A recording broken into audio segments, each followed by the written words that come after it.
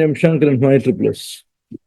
There's a request to post a video on security incident management for CISSP. So I'm just stepping out from the domain 1 to do the security incident management, which is actually the domain 7. So when I'm doing the video for domain 7, I might use the same video, or I'll be doing a new one. Okay. Security incident management. Anything that happens in IT is an event. Event will lead to an alert. Alert will lead to a warning, and warning will lead to a security incident. Okay.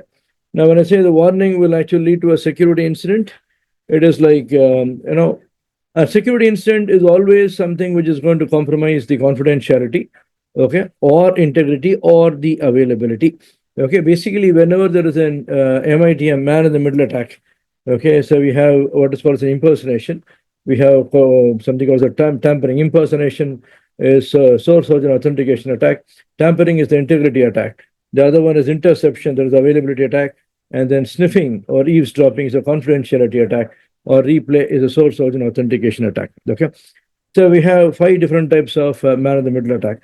So whenever there is a confidentiality breach, or there is an integrity, or there's a disclosure or a data modification because of an unauthorized user, or the data destruction, we call that a security incident. So event will lead to a warning, event will lead to an alert, alert will lead to a warning, and warning will lead to a breach, and breach might lead to a data disclosure or data alteration or data destruction. DAD. Okay, DAD does not like CIA. Okay, now whenever there is a security incident, okay, it doesn't happen in a single shot, right? It is like the thief wants to steal something. Whenever he wants to steal something, he is going to be he's an intruder. Okay, he is going to intrude into your physical premises to do it.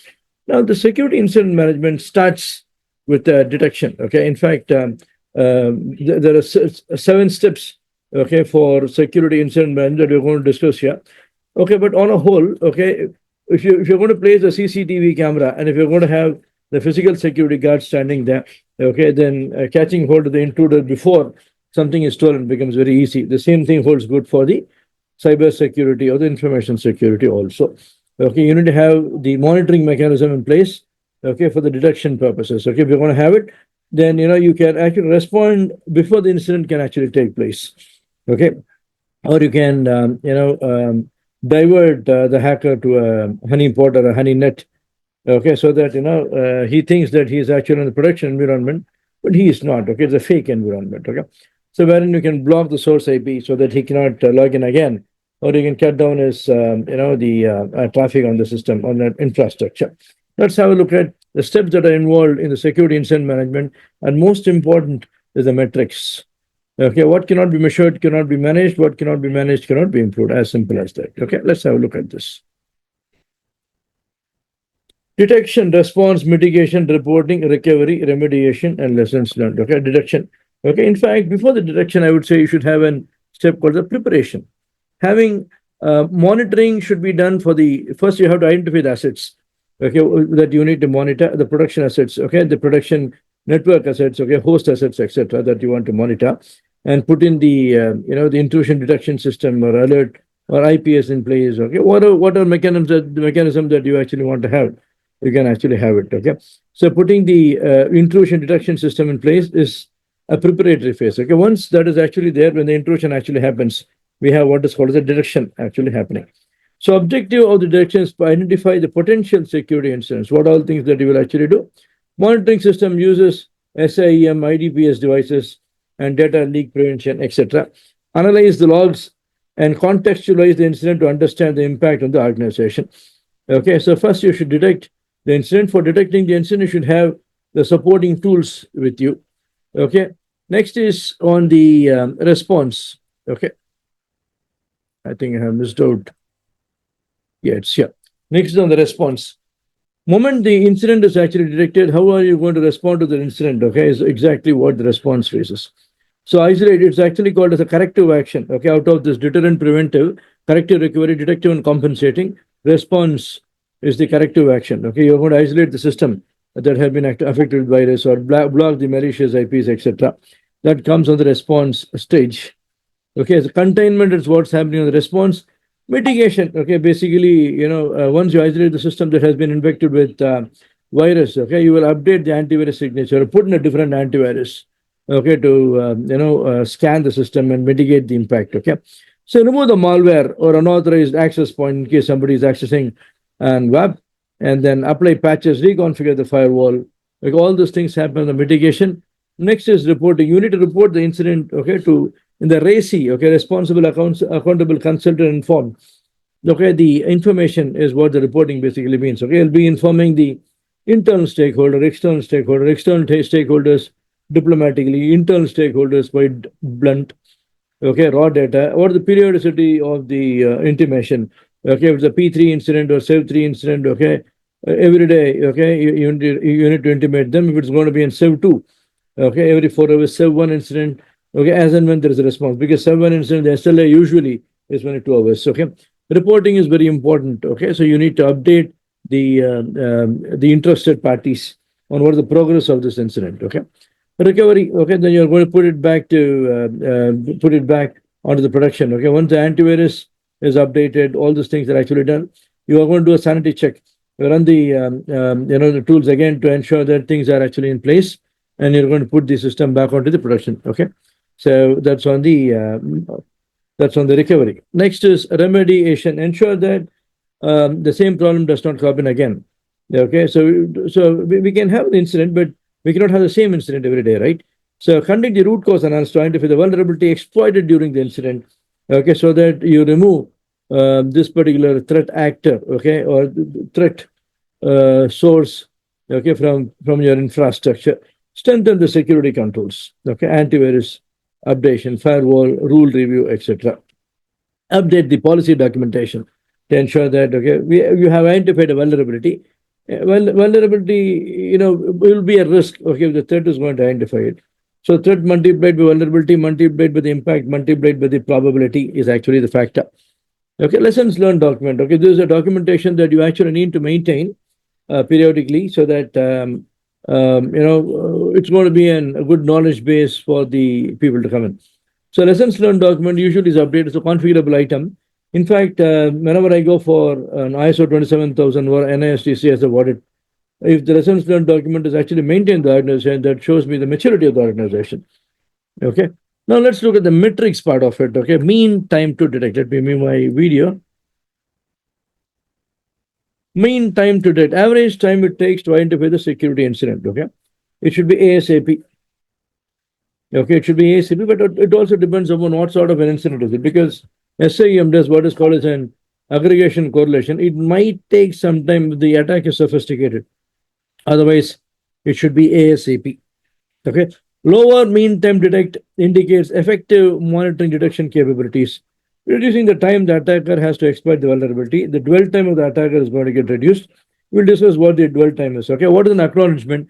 Okay, time between the alert being generated, team member acknowledging it. Okay, usually, again, in 2002, 3, 4, when I was working for Standard Chartered Bank, we use BMC Patrol Remedy. Okay, BMC Patrol cut a ticket on Remedy and assign to the team, and we need to accept that particular ticket, okay, in our name and start working towards it. Okay, accepting the ticket, okay, is the metrics for the it's called the mean time to acknowledge.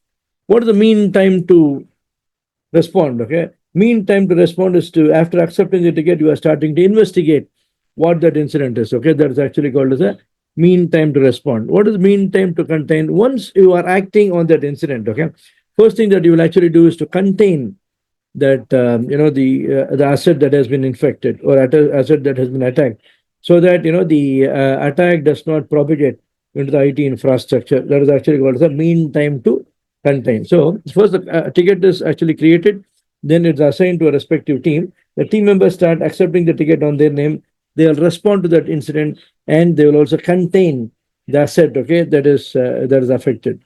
Mean time to recover, time required to restore the system to the normal operations after the incident. Highlight the system resilience process. Shorter the recovery time. That means that your resilience downtime is minimal. Your resilience is actually good. Attacker dwell time. This is a very important metric. So, okay, attacker dwell time is how long the attacker is going to stay on your environment. Okay, longer the dwell time, okay, of the attacker. That means the attacker can do a lot of things when he's on the environment. Command and control as a part of the Trojan is also a part of attacker dwell time. Surprisingly, a couple of years back when there was a research that was done on the dwell time of the attacker. It was 52 days on an average, which is huge.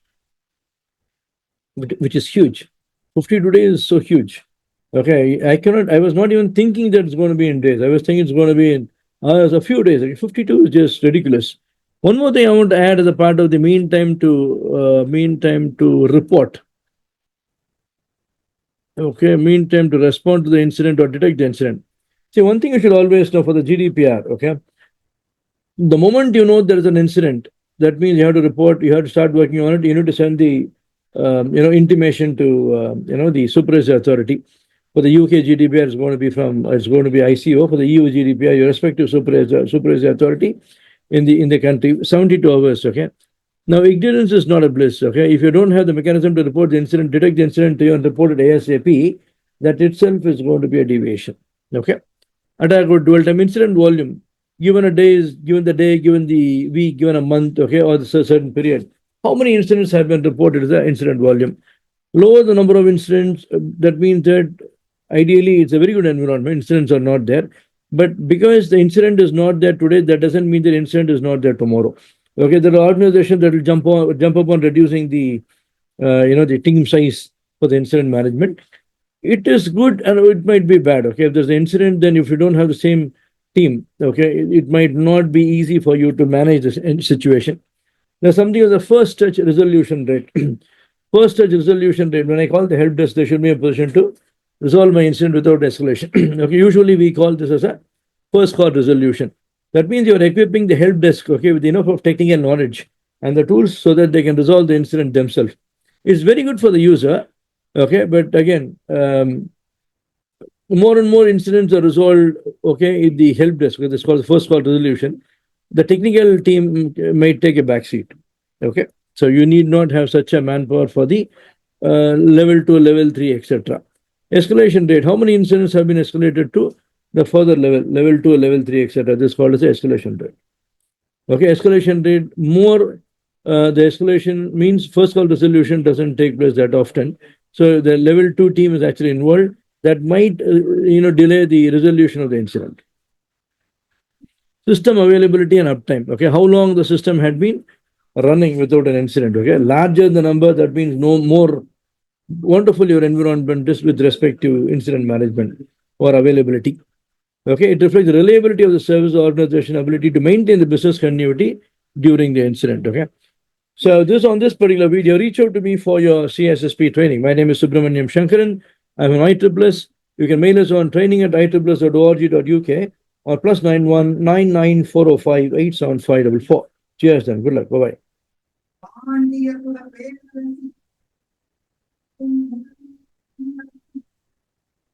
bye.